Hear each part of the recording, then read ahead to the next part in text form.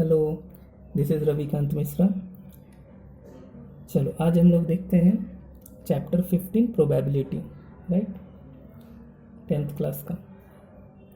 तो प्रोबेबिलिटी क्या है, पहले तो ये 9th में भी इसका इंट्रोडक्शन तुम लोगों ने समझा कि क्या होता है। प्रोबेबिलिटी का मतलब एक बार फिर से समझ लेते हैं। प्रोबेबिलिटी का मतलब क्या होता है कि कोई भी चीज़ होने का चांस, कोई भी क्या हो सकता है क्या नहीं हो सकता है। जैसे कुछ भी चीज़ के लिए हम लोग एक चांस बताते हैं कि बारिश हो सकती है नहीं हो सकती है। ओके, एक कॉइन उछालते हैं तो हेड आएगा टेल आएगा, राइट। तो कोई भी चीज़ होने का chance. The theory of probability and the theory of errors now constitute a formidable body of great mathematical interest and of great practical importance। ऐसा कहा था R.S. वुडवर्ड ने, राइट, कि मतलब कि एक बहुत ही इंटरेस्टिंग मैथमेटिकल इंटरेस्ट है और ग्रेट प्रैक्टिकल इम्पोर्टेंस भी होता है। कोई भी चीज़ होने का चांस इन फ्यूचर क्या हो सकता है, राइट, इसका एक इम्पोर्टेंस है। ठीक है, एक्यूरेसी हो नहीं हो, लेकिन पहले के रिकॉर्ड के बेस पे हम आगे का एक ये कर सकते हैं, एक गेसिंग कर सकते हैं on the basis of probability, right. चलो कुछ इसको रीड कर लेते हैं। Introduction. In class 9th, you have studied about experimental or empirical probabilities of events which were based on the results of actual experiments. We discussed an experiment of tossing a coin 1000 times in which the frequencies of the outcomes were as follows। 1000 bar coin को उछाला गया और frequency मतलब repetition जो हुआ है, head कितनी बार आया 455 और टेल कितना आया 545। तो टोटल हो गए 1000 बार। तो 1000 बार कॉइन को उछाला गया, उसमें हेड आया 455 बार और टेल आया 545, राइट। तो अगर बोला जाए कि बताओ अब आगे अगर मैं कॉइन उछालता हूँ तो हेड आने का प्रोबेबिलिटी क्या होगा, तो सिंपली क्या करना है, हेड आया कितनी बार 455 और टोटल कॉइन कितनी बार उछाला गया था 1000 बार। तो 455 अपॉन 1000 जो हो गया, या इसको अगर इसका 1000 डिवाइड करो या डेसिमल बैठा दो, 3 जीरो है तो 0.455 जो रिजल्ट आया, इसी को कहते हैं प्रोबेबिलिटी, राइट। सिंपल, हेड आने का प्रोबेबिलिटी क्या है 455 अपॉन 1000। इसको या तो कट करके फ्रैक्शन में सिंप्लीफाई करके लिखते हैं या फिर डेसिमल में लिख सकते हैं। तो इसमें डेसिमल करना इजी है, 3 जीरो है इधर 0.455, तो ये हो गया इसका प्रोबेबिलिटी। उसी तरह से टेल आने का प्रोबेबिलिटी क्या होगा, तो 545 अपॉन 1000 डेसिमल बैठाएंगे तो यहाँ पे आ जाएगा 0.545। इसी को कहते हैं प्रोबेबिलिटी। ओके, तो ये सबको उसी सब चीज़ के बारे में यहाँ पे बताया है, राइट। तो मैं एक चीज़ लिख देता हूँ, ये जैसे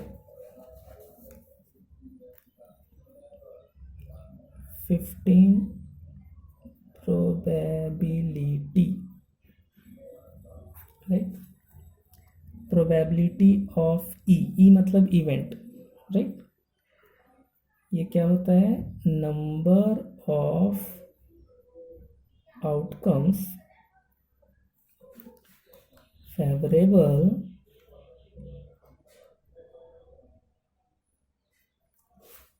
favorable to E upon number of all possible outcomes of the experiment, right.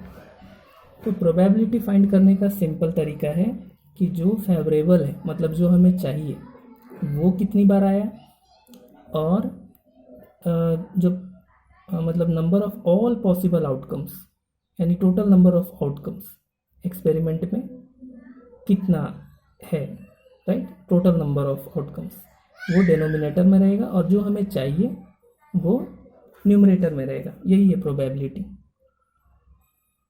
जैसे चलो कुछ एग्जाम्पल समझ लेते हैं। अब जैसे ये फर्स्ट एग्जाम्पल देखो, राइट, इसमें है find the probability of getting a head when a coin is tossed once, also find the probability of getting a tail. Simple, एक बार कॉइन को टॉस किया गया है और उसमें हमें फाइंड क्या करना है, probability of getting a head. तो कॉइन को उछालेंगे, राइट, तो कॉइन को उछालने पे कितना फेस है उसका, 2 फेस है, एक तरफ हेड है और एक तरफ टेल है, राइट। तो अगर हेड आने का प्रोबेबिलिटी पूछा जाए तो हम कहेंगे कि टोटल जो फेस है यानी टोटल जो आउटकम्स आ सकता है वो कितना है, 2 है, और हेड कोई एक तरफ ही होगा, है ना, हेड कोई एक तरफ ही है, तो वो हो गया numerator 1। So in the experiment of tossing a coin once the number of possible outcomes is 2। Possible outcomes 2 हो सकता है, या तो हेड या tail. Let E be the event getting a head, the number of outcomes favorable to E, that is of getting a head, is 1। कोई एक तरफ ही head होगा, दूसरे तरफ टेल होगा। सो therefore probability of event is equal to probability of head। E मतलब तो हो गया हेड, सो E का मतलब क्या हो गया, E का मतलब है getting a head, probability of E means probability of getting head, तो इज इक्वल टू क्या हो जाएगा, number of outcomes favourable to E upon number of all possible outcomes. So इसका क्या हो जाएगा, टोटल पॉसिबल आउटकम्स 2 है और हेड एक तरफ ही है, तो न्यूमरेटर में 1 लिख देंगे, तो यही हो गया आंसर 1/2। सिमिलरली अगर मान लो कि F is the event getting a tail, then probability of tail, tail आने का प्रोबेबिलिटी क्या है, इसको प्रोबेबिलिटी ऑफ F का मतलब वही हो गया, F मतलब गेटिंग अ टेल। ये नहीं भी लिखोगे तो चलेगा, अगर तुम सिंपली ऐसे भी लिखो, probability of getting a tail is equal to क्या लिख दोगे, टोटल नंबर ऑफ आउटकम्स क्या है 2, और टेल कितने तरफ है, कोई एक तरफ ही होगा, तो 1। सिंपली इसका प्रोबेबिलिटी हो जाएगा 1/2।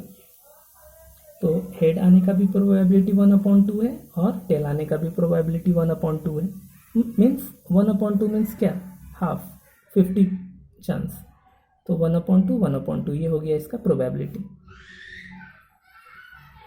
राइट। चलो आगे बढ़ते हैं, एग्जाम्पल 2 का कंसेप्ट समझते हैं। सिंपल है, ध्यान से समझना। A bag contains a red ball, a blue ball, देखो अ रेड बॉल, एक रेड बॉल है, a blue ball and a yellow ball, all the balls being of the same size. Kritika takes out a ball from the bag without looking into it. What is the probability that she takes out the yellow ball? देखो यहाँ पे total कितने ball हैं, एक red ball, एक blue ball और एक yellow ball, यानी टोटल कितने हो गए, 3। तो हमारा डेनोमिनेटर क्या है, फिक्स हो गया, 3 आएगा। अब हमें प्रोबेबिलिटी किसका निकालना है, येलो बॉल का, और येलो बॉल कितने हैं, अ येलो बॉल, मतलब ये येलो बॉल है, तो ये हो जाएगा 1, क्या हो जाएगा, न्यूमरेटर हो जाएगा, यानी फर्स्ट का प्रोबेबिलिटी क्या हो जाएगा, 1/3। तो सिंपली तुम लिख सकते हो P ऑफ येलो बॉल, मतलब probability of getting yellow ball is equal to 1/3, right. इसमें कुछ कैलकुलेशन नहीं है, सिंपली तुम्हें स्टेटमेंट लिख देना है कि इसका प्रोबेबिलिटी क्या है। सेकेंड, रेड बॉल आने का क्या प्रोबेबिलिटी है, तो रेड बॉल भी 1 है, टोटल नंबर तो फिक्स हो गया है, टोटल जो 3 रहेगा वो 3 तो डेनोमिनेटर में रहेगा ही। रेड बॉल का प्रोबेबिलिटी क्या है, तो रेड बॉल भी 1 ही है, तो न्यूमरेटर में 1 लिखेंगे और टोटल 3, तो 1/3 इसका हो गया प्रोबेबिलिटी। ब्लू बॉल का उसी तरह से, ब्लू बॉल भी 1 है, तो 1/3, ओके। तो जो प्रोबेबिलिटी होगा तीनों का, वो तीनों का क्या होगा, प्रोबेबिलिटी ऑफ येलो बॉल भी 1/3, प्रोबेबिलिटी ऑफ रेड बॉल भी 1/3 और प्रोबेबिलिटी ऑफ ब्लू बॉल भी 1/3। यहाँ पे y को मान लिया गया है, y का मतलब समझ लो कि getting a yellow ball, r का मतलब समझ लो क्या, गेटिंग अ रेड बॉल। और अगर सिंबल नहीं देना है तो सिंपली तुम जैसे p लिखा हुआ है ब्रैकेट में लिख दो येलो बॉल, ठीक है। तो probability of getting a yellow ball is equal to 1/3 लिख दो। जैसे क्या मैं बोल रहा हूँ, probability of yellow ball, right, probability of getting a yellow ball is equal to 1/3। Symbol देना है तो सिंबल को इंडिकेट कर देना कि सिंबल क्या है, y मीन्स व्हाट। और अगर सिंबल नहीं देना है तो सिंपली तुम स्टेटमेंट लिख दो, probability of getting yellow ball is equal to 1/3, probability of getting red ball is equal to 1/3, probability of getting blue ball is equal to क्या हो जाएगा 1/3। समझ रहे हो कॉन्सेप्ट? बस यही है, इसमें ज़्यादा कुछ कैलकुलेशन है ही नहीं। हमें बस ये समझना है कि टोटल आउटकम क्या है वो डिनोमिनेटर में फिक्स कर देना है और फिर जो पूछ रहा है उसको न्यूमरेटर में लिखना है। चलो आगे समझते हैं। Suppose we throw a dice, suppose we throw a die once। Die जो होता है लूडो में जो हम लोग खेलते हैं, तो डाई में टोटल कितने नंबर होते हैं, 1 से लेके 6 तक, ठीक है, 1 to 6। So what is the probability of getting a number of greater than 4 and what is the probability of getting a number less than or equal to 4? देखो दो चीज़ का प्रोबेबिलिटी पूछ रहा है। 4 से ग्रेटर आने का प्रोबेबिलिटी क्या है?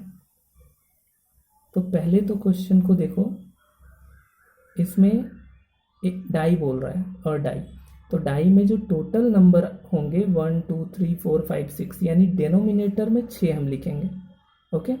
तो डेनोमिनेटर 6 रहेगा, वो फिक्स हो गया। अब पहला कंडीशन हमें क्या चाहिए, ग्रेटर देन 4।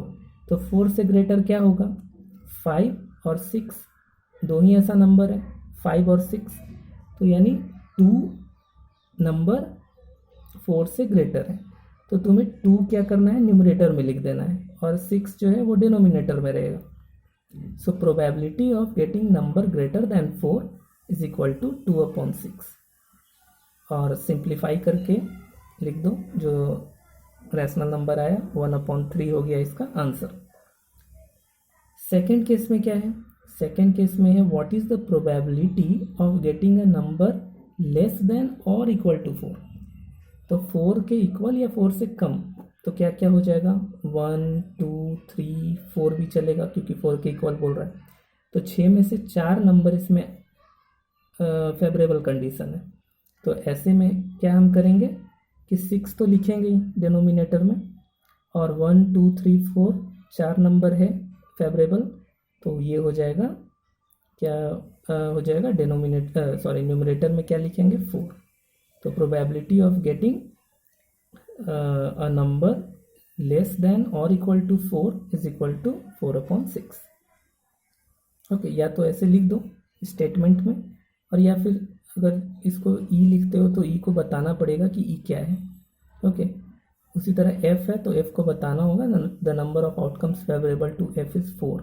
तो एफ को यहाँ पे इंडिकेट कर दोगे तो या तो सिंबल यूज करो, और नहीं तो फिर ये स्टेटमेंट लिख दो, दोनों करेक्ट है। 4/6 आया, इसको सिंप्लीफाई कर दो, 2 से कट हो रहा है 2/3, तो इसका आंसर हो गया 2/3, इसका आंसर हो गया 1/3, है ना। सो here let E be the event getting a number greater than 4. The number of possible outcomes is 6. The number of possible outcomes is 6. 1 2 3 4 5 and 6. And the outcomes favorable to E are 5 and 6. दो number आ रहे हैं.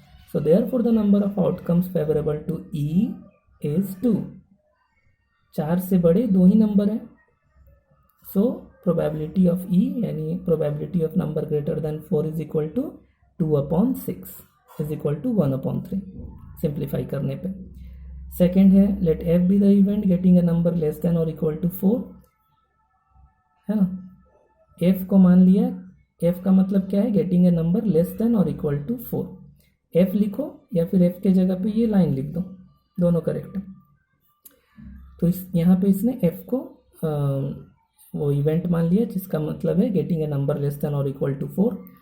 Number of possible outcomes total क्या है, ये तो change नहीं होगा, number of possible outcomes तो 6 है। Outcomes favourable to the event F are, condition क्या दिया है, 4 या 4 से कम, तो उसमें 1 आ जाएगा, 2 आ जाएगा, 3 आ जाएगा, 4 आ जाएगा, ये 4 नंबर हो गए। So the number of outcomes favourable to F is 4, total 4 number आ गए। तो therefore probability of is equal to 4/6 means 2/3। समझ रहे हो कैसे आया ये 2/3, 1/3। चलो उसी तरह से हाँ फिर एक देखो यहाँ पे क्या बताया है कि जैसे ये probability of not E is equal to 1 minus probability of E. मतलब क्या होता है, देखो किसी भी प्रोबेबिलिटी का जो हाईएस्ट वैल्यू होता है वो 1 होता है, ओके। तो अगर इसको मैं जैसे से बताता हूँ, जैसे मान लो कि एक बैग है और एक बैग में 2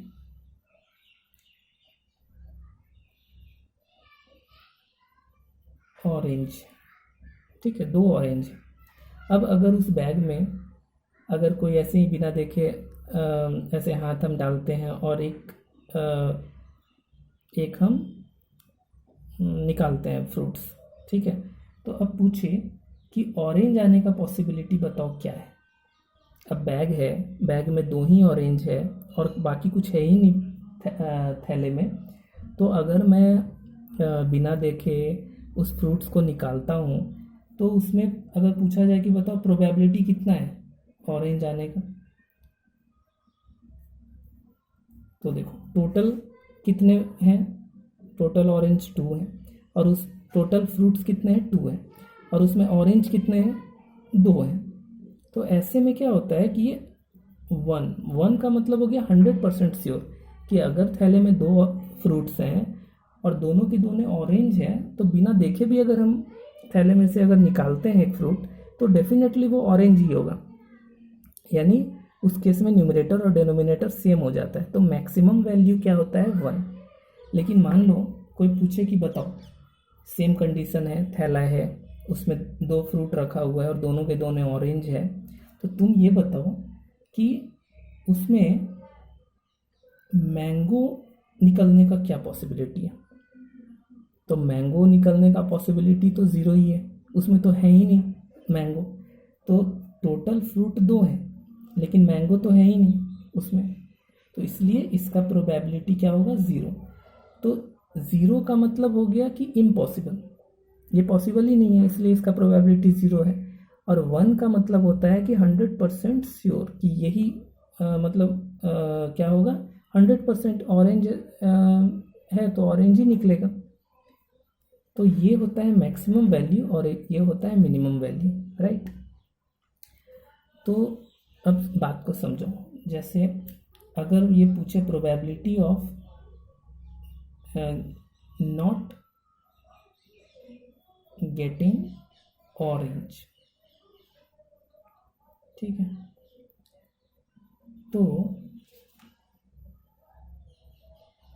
ऑरेंज नहीं आने का प्रोबेबिलिटी क्या है, ऑरेंज आने का प्रोबेबिलिटी तो 2/2 है। ऑरेंज नहीं आने का प्रोबेबिलिटी क्या है, तो टोटल फ्रूट्स कितने हैं 2 और उसमें से कितने ऐसे फ्रूट हैं जो ऑरेंज नहीं है, तो ऐसे तो कोई फ्रूट ही नहीं है। अगर बैग में 2 फ्रूट है और दोनों ऑरेंज है और उसमें बोले कि बताओ कि उस फ्रूट में कितने ऐसे फ्रूट है जो ऑरेंज नहीं है, तो ऐसा तो कोई है ही नहीं फ्रूट जो ऑरेंज नहीं है, तो ये क्या हो जाएगा 0, ठीक है। या फिर ये 0 लिखने का ये तरीका ज़्यादा सही रहेगा समझने में। जैसे इसमें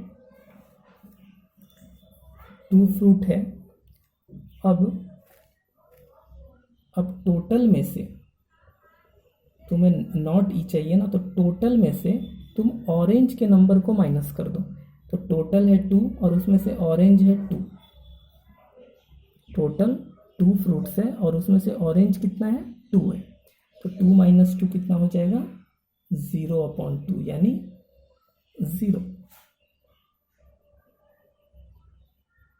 ओके, तो ऐसा कहता है कि जो भी चीज़ का प्रोबेबिलिटी होता है, पहली बात कि प्रोबेबिलिटी ऑफ एनी इवेंट ये जो होगा वो 0 के इक्वल होगा या 0 से ग्रेटर होगा और 1 से स्मॉलर होगा या 1 के इक्वल होगा। इसी रेंज में प्रोबेबिलिटी घूमता है।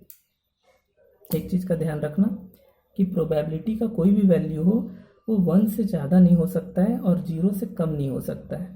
मतलब प्रोबेबिलिटी कभी भी निगेटिव नहीं होगा और प्रोबेबिलिटी कभी भी 1 से ज़्यादा नहीं आएगा, 2, 3 कभी नहीं आएगा, राइट। दूसरा चीज़ ये हमें पता चल रहा है कि अगर मान लो यहाँ ई का मतलब एग्जाम्पल, जैसे ऑरेंज का एग्जाम्पल ले लो या कुछ भी इवेंट हो सकता है, तो एक नॉर्मल हम लोग पी से डिनोट करते हैं। तो अगर किसी इवेंट का प्रोबेबिलिटी हम निकालते हैं तो वो 0 से 1 के बीच में रोटेट करता है। ओके, कुछ भी आ सकता है उसके बीच में। अब प्रोबेबिलिटी ऑफ इवेंट और probability of getting not event, इसको नॉट ई कहते हैं। ओके, इसमें बार जो लगा देते हैं, प्रोबेबिलिटी ऑफ बार ई या प्रोबेबिलिटी ऑफ नॉट ई, तो ये दोनों का जो रिजल्ट होता है दोनों को प्लस कर दो तो इसका वैल्यू होता है 1। मतलब जो हमारा फेवरेबल कंडीशन है उसका प्रोबेबिलिटी निकालो और फिर जो हमारा फेवरेबल कंडीशन है वो नहीं होने का जो प्रोबेबिलिटी होता है वो फाइंड करो। ये दोनों का रिजल्ट जो होता है वो दोनों को अगर प्लस कर दो तो उसका वैल्यू हमेशा 1 होगा। ठीक है, जैसे एग्जांपल के लिए इसी का एग्जांपल लो, जैसे ऑरेंज आने का प्रोबेबिलिटी क्या है 1 है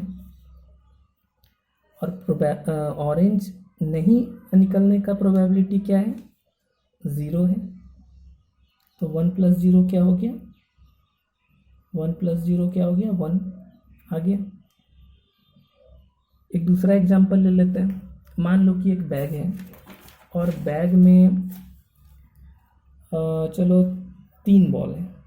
ठीक है, टोटल बॉल मान लो